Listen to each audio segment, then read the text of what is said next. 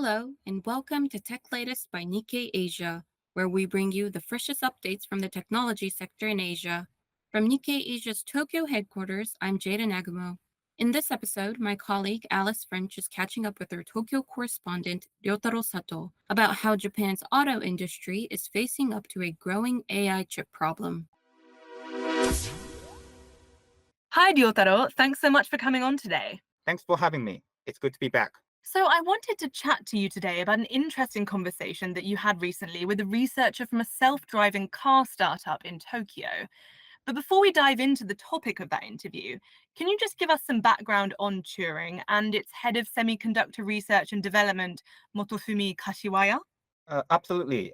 Turing is a Tokyo-based self-driving startup founded a few years ago with the aim of developing a full self-driving car or a robot car capable of driving without a human driver. The company is focused on using AI to achieve this, leveraging the latest generative AI and semiconductor technology. Its head of semiconductor development, Motofumi Kashiwaya, is a seasoned expert in semiconductor design, having worked with major companies like Toyota Motor, Sony, and also Chinese Huawei Technologies. His extensive background in semiconductor architecture made us think that his thinking was something we need to pay more attention to. Okay, and Kashiwaya voiced some pretty serious concerns about the state of Japan's automobile industry. What exactly did he have to say? Right. Kashiwaya highlighted that Japan is struggling to compete in the AI chip market, particularly against companies like NVIDIA. He mentioned that Japanese chip companies such as Renesas Electronics were traditionally strong in vehicle control systems, but NVIDIA has become more competitive in areas where AI is more crucial. The cost of AI chip is also a major concern, as automakers and suppliers have to pay a huge amount of designers like NVIDIA or contract manufacturers like the TSMC in Taiwan. With vehicles becoming more software heavy and semiconductors more complex, the expenses are only expected to rise as the technology advances. Right, yeah, it definitely sounds like this could be a growing issue. And it's not just Turing that's worried about relying on big foreign chip companies for AI, right? I understand that many big names in Japan's car industry are actually collaborating to combat this risk. Yes, that's correct.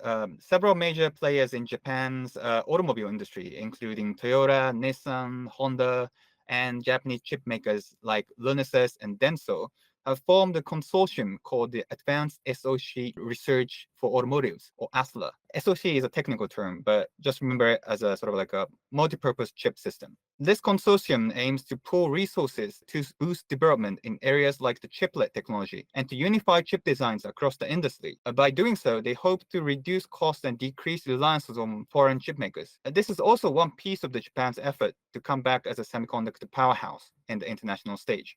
Okay, and just coming back to Turing for a moment, what are the company's plans for the future?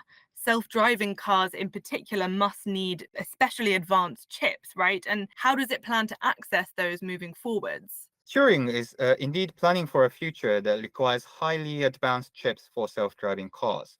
They believe that existing chips, even those from NVIDIA, do not meet the processing speed and efficiency needed for full self-driving capabilities. That's why Turing is developing its own AI accelerator chip, codenamed Hummingbird. This new chip aims to focus solely on the requirements for advanced AI programs in vehicles, cutting out unnecessary features. They plan to produce test chips in small numbers and limited capabilities by 2026, and are exploring various options for fundraising, including government support.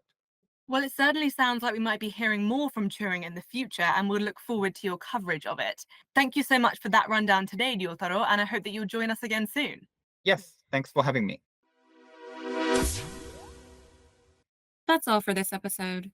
You can read more of Ryotaro's reporting, along with a host of other stories about Asia's tech industry, on Nikkei Asia's website, asia.nikkei.com.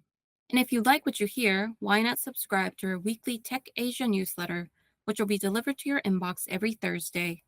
There's a link to sign up in the show notes.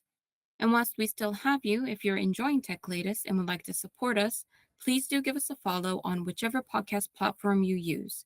We also really appreciate any reviews you can leave, as these help new listeners to find our episodes.